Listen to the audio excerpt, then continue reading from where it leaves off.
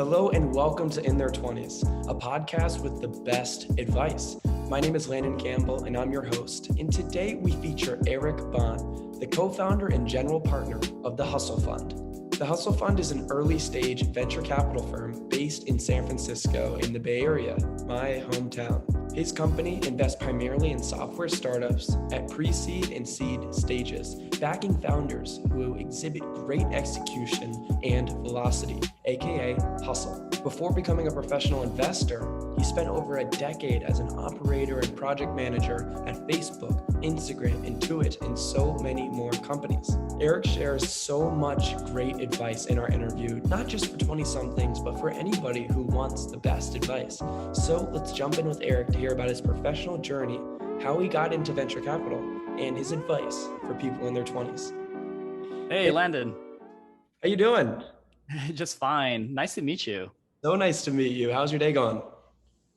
Pretty good so far. I've been looking forward to this conversation. I've been following you on Twitter ever since we first started interacting, and I've just been really I all the content and all the positive vibes you're setting out there. So really appreciate this opportunity to chat with you. Oh, thank you so much. Well, I mean, hearing that from you really means a lot. I have, luckiest job ever. I mean, really, I get to speak with people I've looked up to for so long. Sure.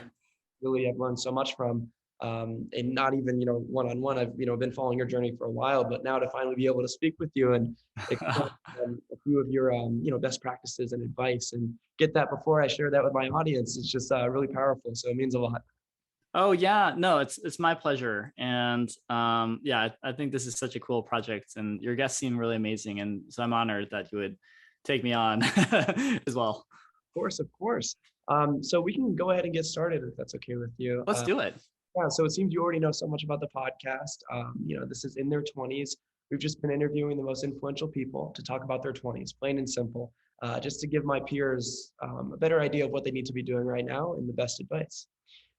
So I'd love to start with the beginning because we're going to be going over, your time in BC, the creation of the Hustle Fund, but let's start early. I saw that you had a sociology major in college, and I read around that you were looking to pursue a life as a lawyer. Clearly, things didn't work out in that direction. So talk to me about, what led to that change in your days at Stanford. Yeah, sure. Well, when I was younger, I guess even before my 20s as a teen and, you're in college and then now you're at the precipice of looking at what the entire future could look like. You're kind of presented, I think, with like a really unfair question often as a kid, but also in early adulthood, which is what do you want to do with your life? And it's a really unfair question because I think that to determine that you just need to live your life and have experiences and fail a lot. And committing to a profession is actually a really big deal because generally those who want to be doctors start when they're 17, 18 years old, and even before then, lawyers, all those kinds of things. So I really loved writing. I love people and studying people and arguing and, conversing. So I thought that law could be a good fit. But ultimately, I did something that was very smart before I decided to really take, law school very seriously, which was interview a bunch of lawyers. One summer before my senior year, I talked to over a dozen lawyers of 12 different types of fields, civil law and, litigators, all that stuff. And I discovered that there's a common pattern to every single one of these conversations, which was I couldn't keep awake. I could not keep myself awake in these conversations. It was just so freaking boring, this work. No offense to the lawyers out there that found their journeys there. And I quickly realized that I had to pivot away from that stuff because I was never going to find kind of like passion in the law. And as a result, I remember talking to my mom saying like, I can't do law. And then she said to me in her broken Korean English, basically like, Eric, you are too dumb to be a doctor and probably a lawyer anyway. So maybe you should think about business. And that's when I was like, all right, I got it. And then because I didn't know anything, I thought like maybe I should go to business school. And that actually accidentally set me on a path to entrepreneurship because this practice of actually preparing for the entrance exam for business school called the GMAT led me to start a blog called Beat the GMAT. which ended up becoming a 9-year project of 9 different types of pivots that eventually turned out to become a data analytics business that Wow. I ran and eventually sold to the Daily Mail Group. And yeah, so it was an accidental kind of path into entrepreneurship, and I could never have predicted this swerve. That's so interesting. First off, because I want to break down a few things that you mentioned. Mothers always know best, so I loved hearing that. Second of all, I believe it's called identity capital. Where in your 20s, you need to just be picking up so many different skills, try new jobs, have new conversations, just learn, learn, learn, be a sponge. You don't always have to have everything figured out so early, and it's okay to try things, try new things, to say, hey, you know what, I don't want to do this. So that's awesome that you went out, and I think that's really great advice for any 20 something that doesn't exactly know what they want to do. Go out and speak to people, in a certain industry.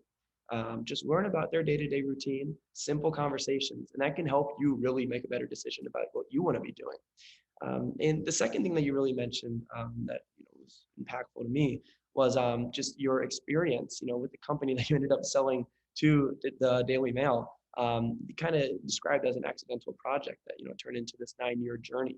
I just really find that so powerful. We don't always need to know, like, hey, I need to be doing this exactly in 2 years, 3 years. Sometimes certain things end up becoming other certain things. So really powerful to hear that. So also Yeah. in the journey, you worked at numerous companies, including Intuit, Instagram, Facebook, as a PM. I've seen, a few other positions aligned there as well. I'd love to hear about this time in your life. Yeah, so I was very lucky. So once I figured out that law school wasn't a path for me, I was a pretty mediocre student. I went to an excellent school, but like didn't do very much in the summers, smoked a lot of weed, played a lot of video games, grades weren't that good. But through a really good friend, he was able to go to bat for me to land my first job, which is at Intuit. Wow. And that's where I actually really got excited about technology. So Intuit, it's a very well-run business. It wasn't terribly exciting as a 20-year-old to be there, but I was able to get into a rotational leadership program that gave me a broad exposure to corporate strategy, product management, and so forth. The first job, though, that they put me on was in Tucson, Arizona, as a customer support agent, taking phone calls from people who had needed help for their QuickBooks product. It was deeply humbling.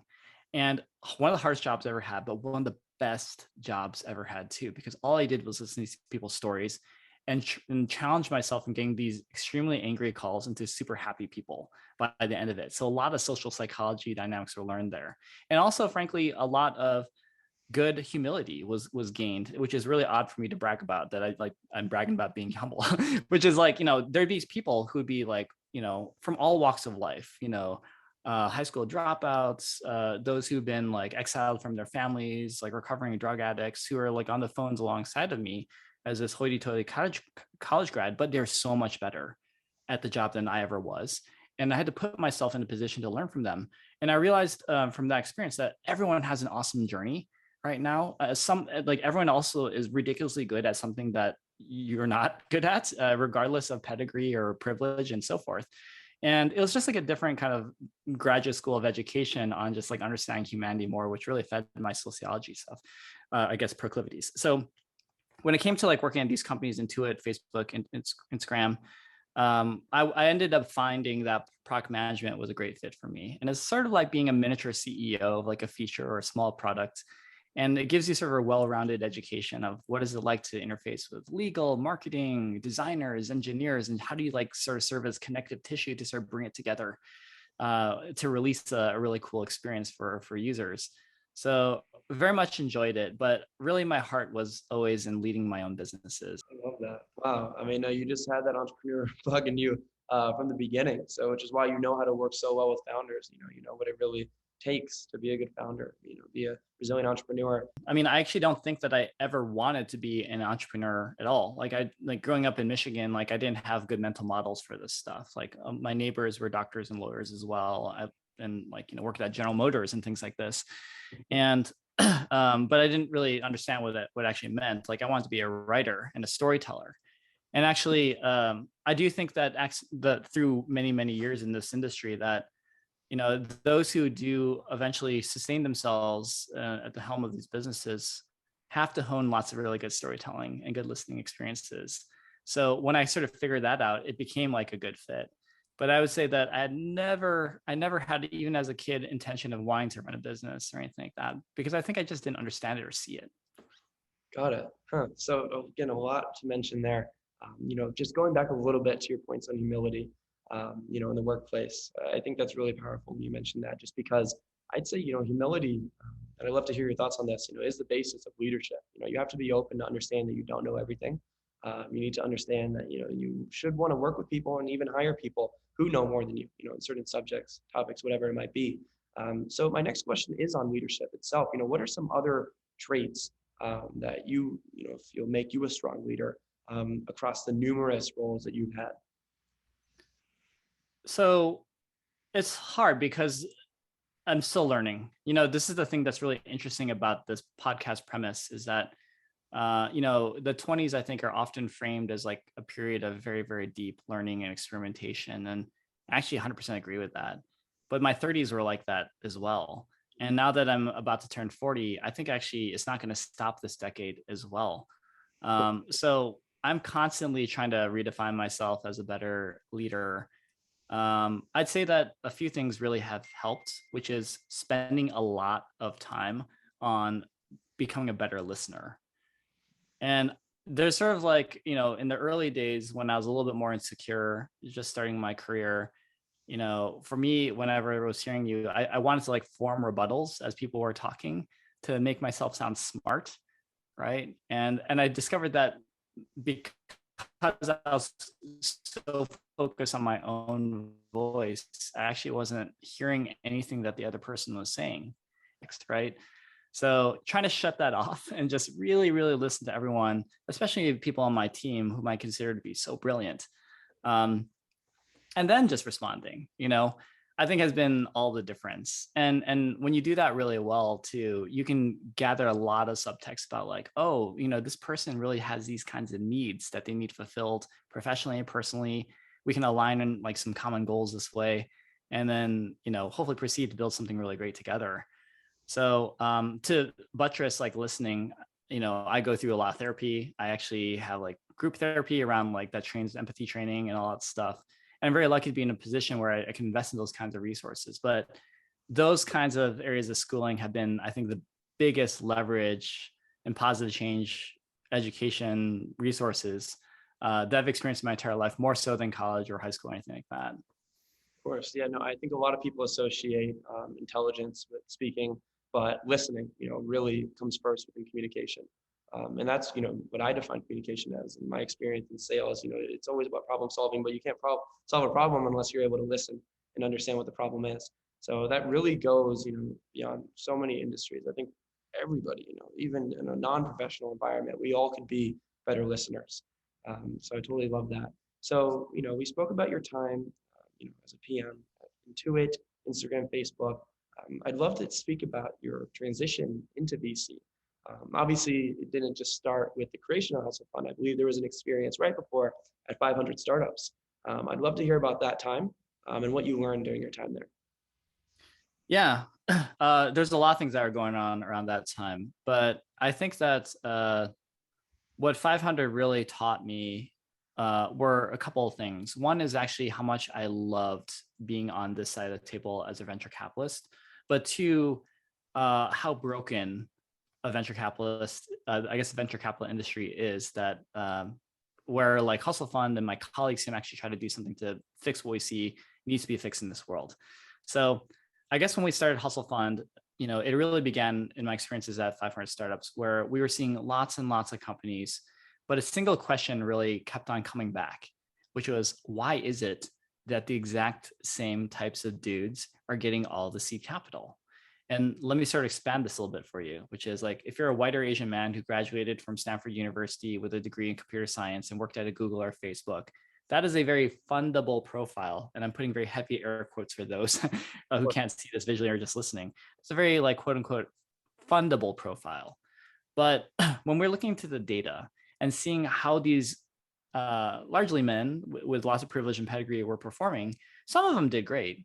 But it wasn't reliably predicting that just because you possess these phenotypes and pedigrees, it doesn't predict whether you're gonna reliably become a great founder over time.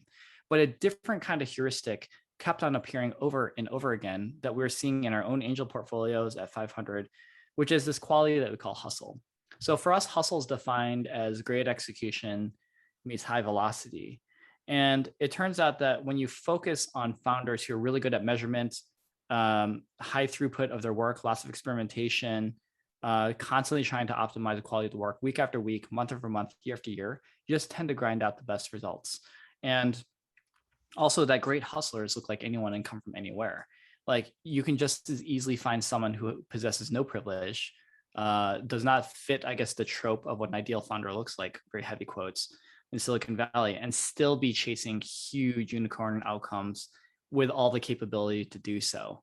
So when we had that insight, we went on to create Hustle Fund, which I think is trying to take a very different approach towards inclusivity. Today, inclusivity and DEI is a virtue signaling exercise. It's like, pat myself on the back. I'm going to create a fund for Black people and women. And, like, look at me, I'm going to carve out $20 million to do it out of my like $400 billion fund or whatever. And while maybe the intent behind that's fine, to me, what I hear is a lowering of the bar. Mm-hmm. They're saying implicitly to me, like, I'm going to lower the bar to let more Black people in, or Latinx people, or women, or those who don't fit those kinds of like traditional tropes. But our view is actually the flip of it. If you want to make the most money in this game, then you should invite talent as widely as possible from wherever they are, whatever geography, whatever race, whatever gender, whatever like personal backgrounds, invite them to engage with them. And if you have a method in place to try to test and understand the team's hustle and markets to separate those who are true hustlers from those who aren't, you're actually going to make the most money.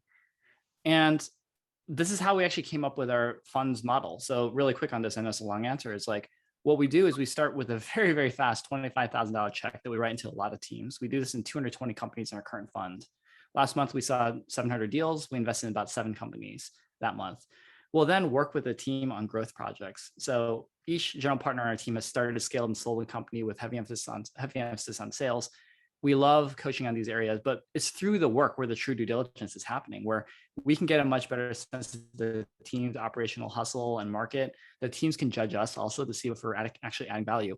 And in a subset of cases, if there's great hustle on both sides and we love the market opportunity, we'll concentrate much larger checks between $100,000 to $500,000 into those given companies 1 or 2 times more to make them a core position in our fund.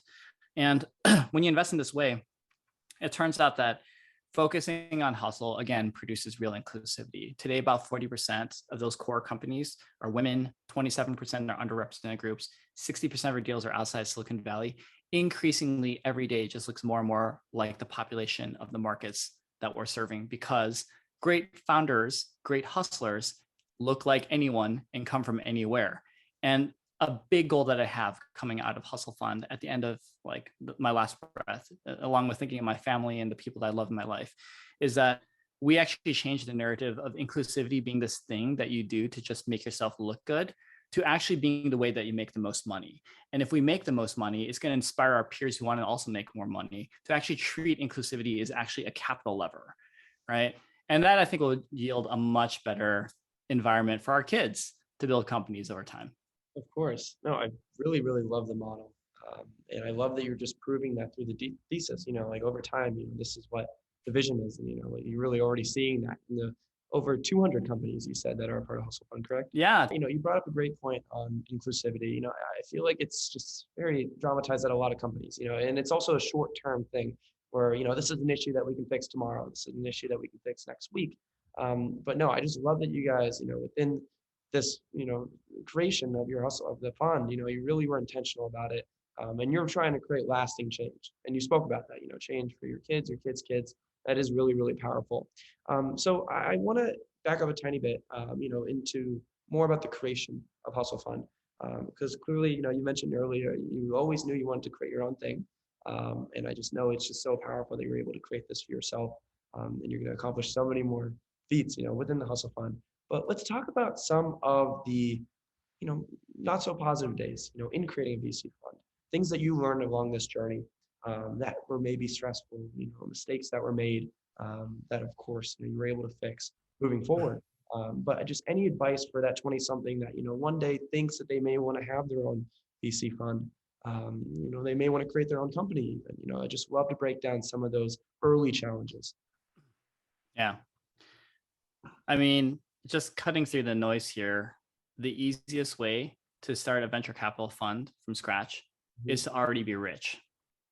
Yeah. That's it. I mean, be already rich. It sure helps to be a dude. It sure helps to be a white Asian dude. It sure helps to be a white Asian dude with pedigree. Yeah. And to be honest with you, like drawing deep into my own privilege was probably the only way that we were able to unblock our first fund. It was not very easy even. We raised $11.5 million fund, targeted 20, but got to a little bit more than half.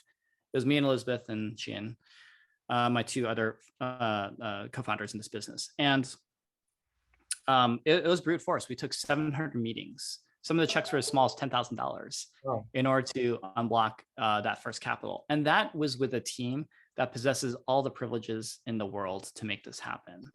So it's really, really difficult. Now, that said, I think that since even 2017, when we began Hustle Fund, the market has shifted to be slightly more equitable in some ways, but not in others. So in some ways, in the sense of like, now there's a lot more, there's a different kind of social contract, I think, between venture capitalists and founders. Founders don't want just cash as a commodity. They like to see actually strategic help, more authentic relationships, not feeling like they're just like a puppet to a VC to be forced to raise when they're not ready to, and so forth. So I'm starting to see more emerging managers, those who don't come from the traditional backgrounds, actually becoming successful. Like an inspiration of mine is my friend Paige Finn Doherty, who started Behind the Genius Fund, so ventures. And, she started by actually building a community. Or Lolita Taub, right? Yep. She's actually a really great community builder as well. And their discovery early on, or their insight early on, was just like, if you build a great community that helps one another with real authenticity behind it, that's actually a very attractive moat that people want to cross over and enter and stay within, right? And that's a great strategy. And from that, I think even if they don't have come from a multi-billion-dollar family, necessarily, they can actually build real funds behind it. Now, the part of kind of circling up on why being rich matters. When you do a fund, the tradition here is that you have to commit to at least minimum 1% of your own capital's commitment to every fund that you create. Let's say that you and I raise a $100 million fund. Okay, we do really well. You're going to pony up $1 million. I'm going to pony up $1 million, or maybe we'll split it, 500,000, 500,000. We're going to do this every 3 years. Okay. Mm-hmm. It takes a while for these deals to turn into liquidity when we invest at the seed stage. So that might mean that you and I are out of pocket $1, $2, $3 million by the time we actually see real money coming back. That is super unfair, because I am convinced that there are younger people out there who come from less privilege that could be way better at my own job, but don't have a few $1 million lying around. And it does draw down racial and gender lines. So these are some of the things that I think more people are starting to recognize as institutional barriers, and are slowly starting to go away too. There's cool opportunities to raise special purpose vehicle funds and do other kinds of things that kind of skirt these kinds of requirements. It's starting to change, and I celebrate that, because we need more good humans on the side that don't look like the same dudes in the last 50 years. Of course. Yeah, no, I've been reading about a lot of unique ways more people can get in the game. I mean, even I don't know if you're familiar with secure token offerings as well, but I think a lot of changed, and because people are talking about it. I think that's the most important thing. It's a really important point that you mentioned. A lot of people are understanding these barriers now, because they're becoming more public. Wishing they didn't have to take so long, but people are really starting to see how difficult it is for a lot of people to break into VC. And it's unfortunate, because there's just so much skill, there's so much talent out there. I'll try to actually be even more precise, Landon, on the response here too, which is, if you can get to 100,000 followers on Twitter now, I actually think you actually have a real moat for distribution, help with teams, drawing attention from LPs and founders to actually form something pretty remarkable. So if I were starting from scratch early on and I knew I wanted to be a VC, I would be building my following, building my community, building my voice. And I think that can take you almost all the way to figuring out the rest, to actually build a real franchise around yourself. I think that's actually the more democratized way to allow people, regardless of backgrounds, to actually win in this space. I love that. Well, on the subject of that, because I'd love to be able to send some deal flow your way through my podcast, through people listening, because we do have so many founders, we have so many young entrepreneurs that tune in every single week to hear, the best advice from the best people. So, obviously you invest mainly in software companies, at the pre-seed and seed stage, as you mentioned earlier. But what are some of the industries that excite you the most right now as a GP? And I know you kind of take deal flow from all different areas, but Yeah. what are you really, really excited about? I'd say that there's two that come to mind immediately. So first, in the crypto space, I do think that DeFi, crypto projects, DAOs are going to be an enormous contributor to innovation. It's already happening now. This is just going to be probably like no doubt for most people out there, but I don't really invest in tokens or protocols or that kind of layer of technology. I really am interested in the picks and shovels businesses. So like who's building like best in class like tax stuff like CoinTracker, what kind of KYC AML solutions are out there? Basically tools that kind of enable the system to allow people to build, right? Those are actually the kind of software projects that get me most excited. And frankly, I'm just too scared to do anything that's like kind of token buying or related, like hedge fund style. That's one. Second is actually women's health. So what I really find hilarious, percent of VC funds are run by men predominantly as general partners.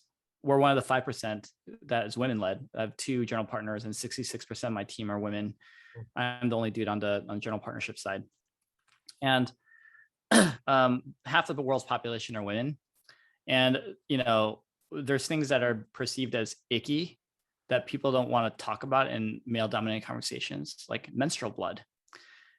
I find actually microbiome to be fascinating. And it turns out that women have natural cycles for sampling their microbiome in ways that can produce incredible returns on personalized health. And I'm looking for people who are creating like smart tampons, smart pads, very interesting blood analysis things. I also like other icky things related to microbiome, like poop. Turns out everyone poops almost every day. And there's a lot of data there on disease markers, smart toilets, smart sampling, and things like this. I think, anything in the digital health space that's talking about personalized medicine that isn't interrupting your regular life or cycles, but is actually just something that you can quickly sample and just glean data from to change the direction of your personal health gets me very, very excited. So yeah, those are microbiome kind of related things, especially with regard to women's health and also crypto stuff. It's kind of cool to me. Of course. Yeah. So in college, I was the VP of my student body, and I led an effort initiative, obviously with the entire team to bring free menstrual products to campus, and we made it happen. But I just remember so many people were just not interested in discussing it, or they just, which I never understood, But I love that you are totally open to that, and looking and actively looking for companies, both with women's tech, health tech, and then also on the crypto side. So hopefully people are listening to this and they know where to go, which is the Hustle Fund. Yeah. Thank you so much for offering that up too. We're always excited to meet these young hustlers. Right. Well, Eric, I just want to say thank you so much. This really made my week. I just was on advice overload. Because you really had so much amazing things to share, and I'm just really fortunate to have an opportunity to speak with you. And I noticed how busy you are. So just thank you again for dedicating 30 minutes of your busy schedule to speak with me on my podcast and help change, how 20-somethings think today. And that's all I'm trying to do, just inspire and educate people. Yeah, Landon, very much appreciate this opportunity. I think that the service that you're providing in this kind of series is super important. And I very much hope that as you develop your own voice and your distribution and reach, you may consider also joining me on this side of the table someday as a capital allocator, because we could always use great human beings like yourself on this side supporting founders. So thank you for what you do. Thank you, Eric. That really means a lot. I'm hoping to stay in touch. And, of course, I'm assuming a lot of people will be reaching out after the interview. I'll make sure to send them your way, after I vet and make sure that they're good opportunities. Thank you for the opportunity again. Really nice to meet you. We'll talk again soon, I'm sure. See you. All right. Peace out. Bye. Thank you so much for streaming our exclusive interview with Eric Bahn, the co-founder and general partner at the Hustle Fund. If you enjoyed his advice and want more content like this, make sure to subscribe to In Their 20s wherever you get your podcasts. And tune in next week for another interview with a very special guest. See you soon.